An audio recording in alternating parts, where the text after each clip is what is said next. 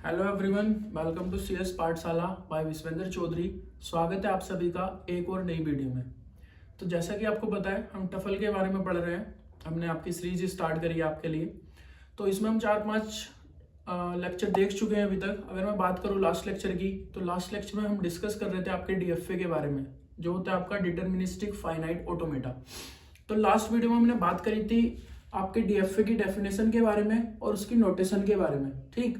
तो एक बार मैं आपको रिमाइंड करा दूं, डीएफए क्या होता है। डीएफए बेसिकली आपका वो फाइनाइट ऑटोमेटा है जिसमें एक पर्टिकुलर स्टेट से एक पर्टिकुलर इनपुट के लिए एक ही ट्रांजिशन हो सकता है, ठीक। यानी कि आप एक स्टेट दोगे, एक इनपुट दोगे, तो उसके कोरस्पॉन्डिंग आपको एक सिंगल स्टेट मिलेगी जहां पे आप जा सकते हो, ठीक। उसके बाद हमने बात करी थी बेसिकली आपकी नोटेशन की। तो आप नॉर्मली 5 टपल नोटेशन के थ्रू रिप्रेजेंट करते हो एक आपके डीएफए को, प्लस 2 और नोटेशन है आपके डीएफए के लिए। एक होती है आपकी ट्रांजिशन डायग्राम और एक होती है आपकी ट्रांजिशन टेबल। तो हमने एक एग्जांपल के थ्रू दोनों चीजें डिस्कस करी थी कि कैसे आप ट्रांजिशन डायग्राम बना सकते हो और कैसे आप ट्रांजिशन टेबल बना सकते हो, ठीक। तो जिसने भी वो वीडियो नहीं देखी है, इस वीडियो को देखने से पहले उसको देख के आना, तभी आपको ये समझ में आएगी। उसी के आगे की चीजें हैं इसमें। 2 चीजें हमारी रह गई थी जो हमको डिस्कस करनी है डीएफए के बारे में। एक है आपकी एक्सेप्टेबिलिटी ऑफ स्ट्रिंग, यानी कि आपका जो डीएफए होगा वो किन स्ट्रिंग को एक्सेप्ट करेगा, और एक उसकी लैंग्वेज, ठीक। तो हम इन दोनों के बारे में बात करते हैं। एक्सेप्टेबिलिटी ऑफ स्ट्रिंग क्या होती है? तो बेसिकली आप कैसे बता सकते हो कि कोई मशीन किस स्ट्रिंग को एक्सेप्ट करेगी और किस स्ट्रिंग को एक्सेप्ट नहीं करेगी। तो अगर मैं डीएफए की बात करूं, तो अगर आपके पास कोई भी एक स्ट्रिंग है, ठीक, आप उसको डीएफए में एज ए इनपुट पास कर रहे हो। अगर उस पर्टिकुलर स्ट्रिंग को प्रोसेस करने के बाद आपका डीएफए फाइनल स्टेट में पहुंच जाता है, तो आपकी स्ट्रिंग एक्सेप्ट होगी, और अगर वो फाइनल स्टेट में नहीं पहुंचता तो आपकी स्ट्रिंग एक्सेप्ट नहीं होगी। तो मैंने वही लिखा है, string is said to be accepted by DFA if after processing all the symbols, ठीक। आपकी स्ट्रिंग में जितने भी सिंबल्स है सबको प्रोसेस करने के बाद starting string from the symbols of the string starting from the initial state, starting होगा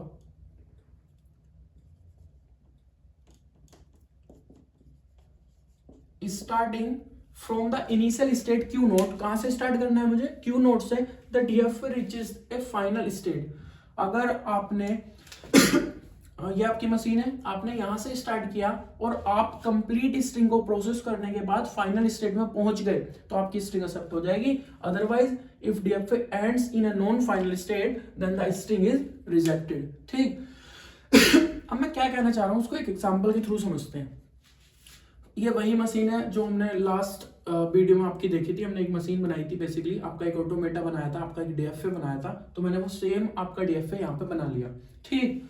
अब मेरे को कोई स्ट्रिंग दी जाती है, फॉर एग्जाम्पल 01101। अगर मेरे को ये स्ट्रिंग मिली और मुझे बताना है कि ये स्ट्रिंग, इस स्ट्रिंग को ये डीएफए एक्सेप्ट करेगा या नहीं करेगा, तो मुझे क्या करना है?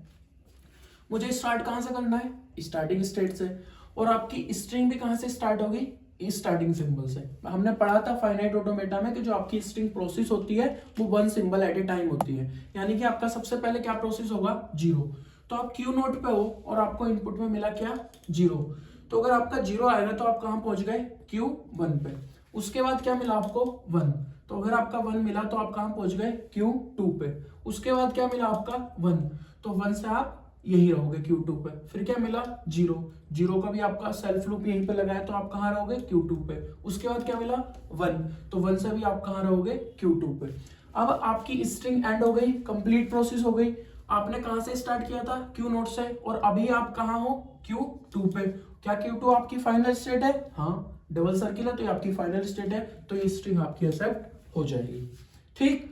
तो आपको स्ट्रिंग को भी स्टार्टिंग से स्टार्ट करना है, कंप्लीट प्रोसेस करनी है, और आपको आपके ऑटोमेटा मशीन के अंदर भी स्टार्टिंग स्टेट से स्टार्ट करना है। एक और एग्जांपल लेते हैं। फॉर एग्जांपल आपकी स्ट्रिंग है 0011000 ऐसा, फॉर एग्जांपल ये आपकी स्ट्रिंग है।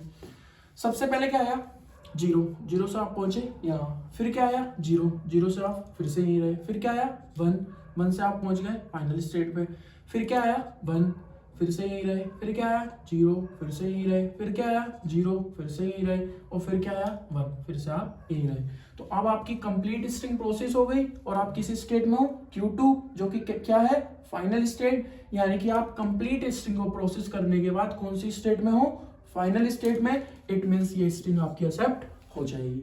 ठीक, फॉर एग्जांपल देखते हैं। फॉर एग्जांपल आपकी स्ट्रिंग है 1 0 0 0, ऐसा ये स्ट्रिंग आपकी। ठीक, अब इसको देखते हैं ये एक्सेप्ट होगी या नहीं होगी। सबसे पहले क्या आया 1, 1 से मैं कहाँ रहा ए, फिर क्या आया 1, 1 से मैं फिर से यही रहा।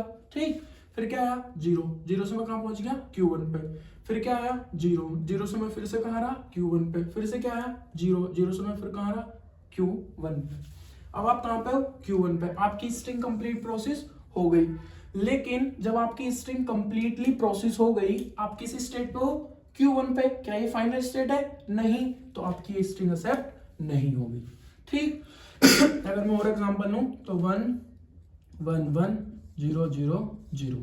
ठीक, पहले 1 आया यही रहोगे, फिर 1 आया यही रहोगे, फिर 1 आया यही रहोगे, उसके बाद 1 0 से यहाँ, और उसके बाद वाले जो 2 0 है 1 0 से यहाँ, फिर 1 0 से यहाँ। तो अब आपकी कंप्लीट स्ट्रिंग प्रोसेस होने के बाद कहाँ हो आप Q1 पे, जो कि फाइनल नहीं है, तो ये आपकी स्ट्रिंग एक्सेप्ट नहीं होगी।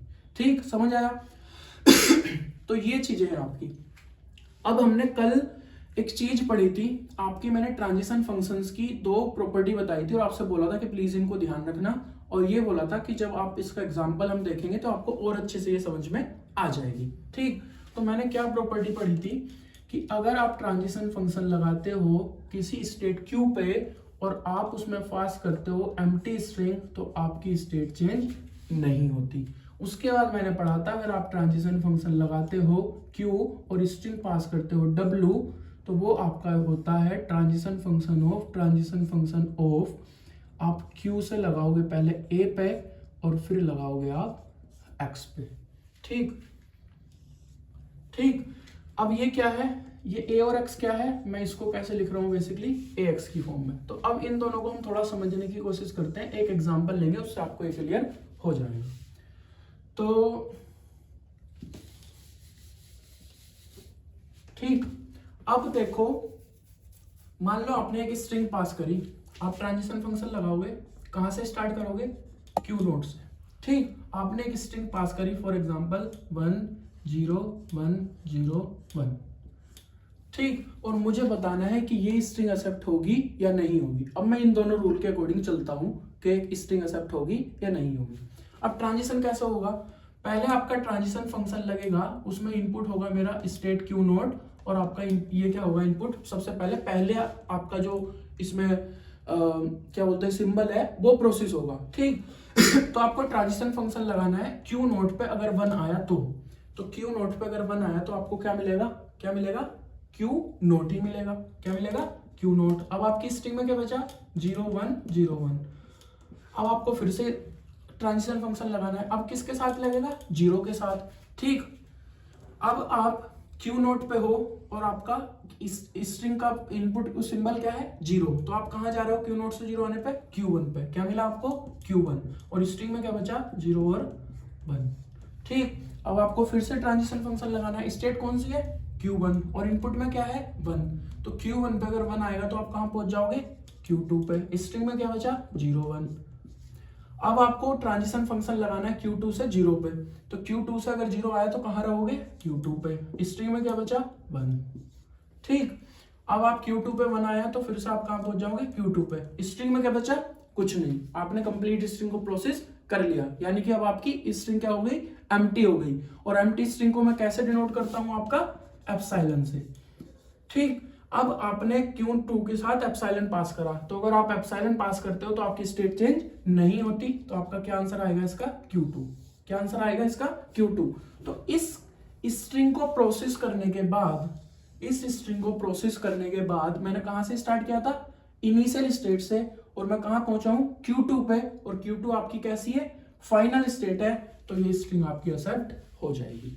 ठीक, वहीं अगर मैं एग्जांपल लूं, फॉर एग्जांपल आपकी स्ट्रिंग है 1 1 0 0। ठीक, ये आपकी स्ट्रिंग है, आपको बताना है ये एक्सेप्ट होगी या नहीं होगी। तो आप ट्रांजिशन फंक्शन लगाओ, आपको बाद में कोई आउटपुट मिलेगा इससे, अगर वो आपकी फाइनल स्टेट हुई तो एक्सेप्ट होगी, नहीं हुई तो नहीं होगी। तो मैं देखता हूँ क्यू नोट पे सबसे पहले क्या प्रोसेस होगा, ए। ये जो मैं रूल लगा रहा हूँ ना, ये कि पहले पे लग रहा है ट्रांजिशन फंक्शन, फिर ये स्ट्रिंग बच रही है, ये आपकी सेकंड वाली प्रॉपर्टी है, उसके अकॉर्डिंग चल रहा हूं मैं, ठीक। तो बेसिकली क्यू नोट पे 1, क्यू नोट पे अगर 1 आया तो आपको कहाँ रहना है, क्यू नोट पे ही रहना है, ठीक है भाई। क्यू नोट पर है, स्ट्रिंग में क्या बचा 0 0। अब फिर से क्यू नोट पे 1 है, क्यू नोट पे 1 है तो कहाँ रहना है, क्यू नोट पे ही रहना है, स्ट्रिंग में क्या बचा 0 0, ठीक। अब आपकी स्ट्रिंग का क्यू नोट पे क्या आया 0, क्यू नोट पे क्या आया 0, तो कहाँ जाना है Q1 पे, तो Q1 स्ट्रिंग में क्या बचा 0। अब फिर से आपका Q1 पे क्या है 0, Q1 पे 0 तो कहाँ रहोगे Q1 पे ही रहोगे। स्ट्रिंग आपकी क्या हो गई, कंप्लीट प्रोसेस हो गई। तो क्या बचा इसमें एप्सिलॉन। अब इस पर अगर ट्रांजिशन फंक्शन लगाओगे तो आपको सेम स्टेट मिलेगी जिसमें आप हो। तो अब आपको स्ट्रिंग को कंप्लीट प्रोसेस करने के बाद कौन सी स्टेट मिली, Q1। Q1 क्या फाइनल स्टेट है, नहीं, तो आपकी स्ट्रिंग एक्सेप्ट नहीं होगी, ठीक। तो बेसिकली ये मैंने एग्जांपल आपको दिया है ये प्रॉपर्टीज समझाने के लिए। बाकी आप किसी भी मशीन को देख के बता सकते हो कि कोई पर्टिकुलर स्ट्रिंग एक्सेप्ट होगी या नहीं होगी। स्टार्टिंग से स्टार्ट करना है, आपकी स्ट्रिंग कंप्लीट प्रोसेस होनी चाहिए from start to end, and आपकी जो स्टेट है आपकी मशीन की वो स्टार्ट स्टेट से फाइनल स्टेट में पहुंचनी चाहिए। अगर ऐसा है तो स्ट्रिंग एक्सेप्ट होगी, और अगर नहीं है तो स्ट्रिंग एक्सेप्ट नहीं होगी।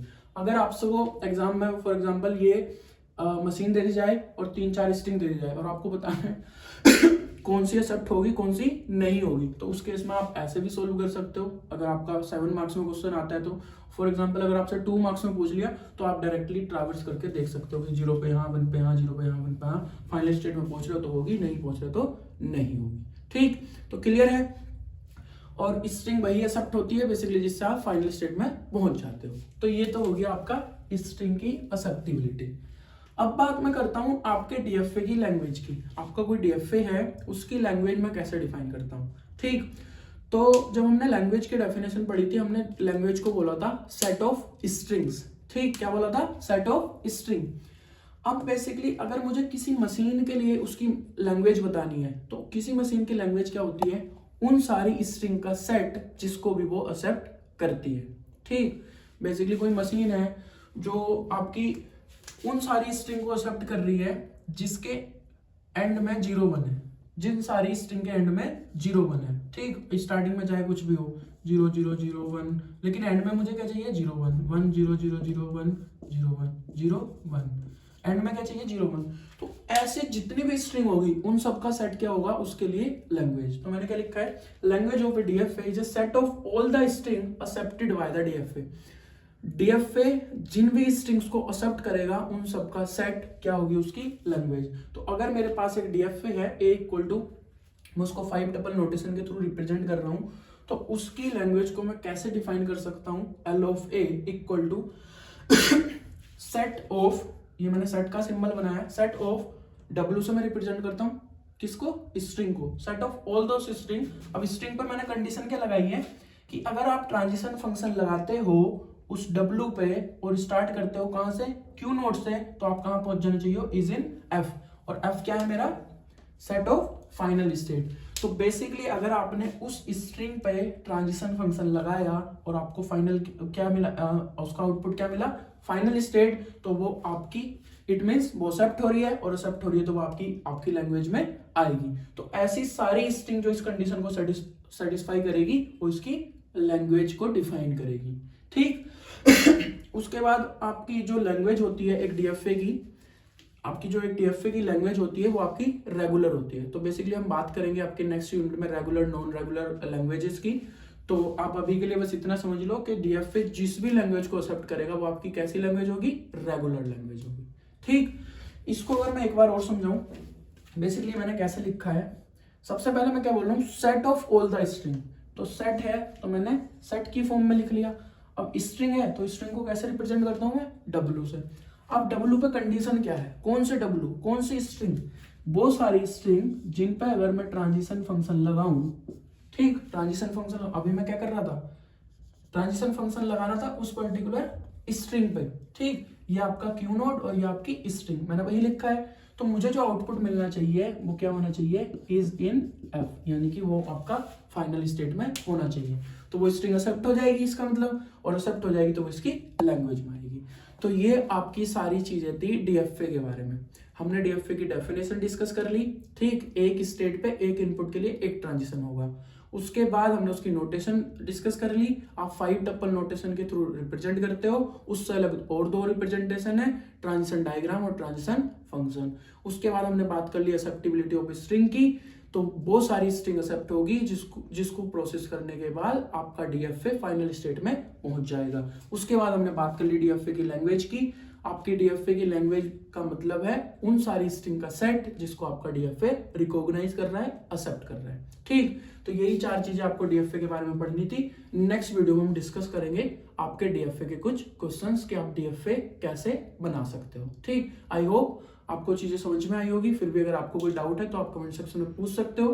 प्लस अगर मेरी वीडियो अच्छी लगी हो, इससे आपकी थोड़ी सी भी हेल्प हुई हो तो प्लीज वीडियो को लाइक कर देना, मेरे चैनल को सब्सक्राइब कर देना, प्लस अपने दोस्तों के साथ शेयर कर देना। आज के लिए इतना ही, अपना ध्यान रखो, मिलते हैं नेक्स्ट वीडियो में, बाय बाय।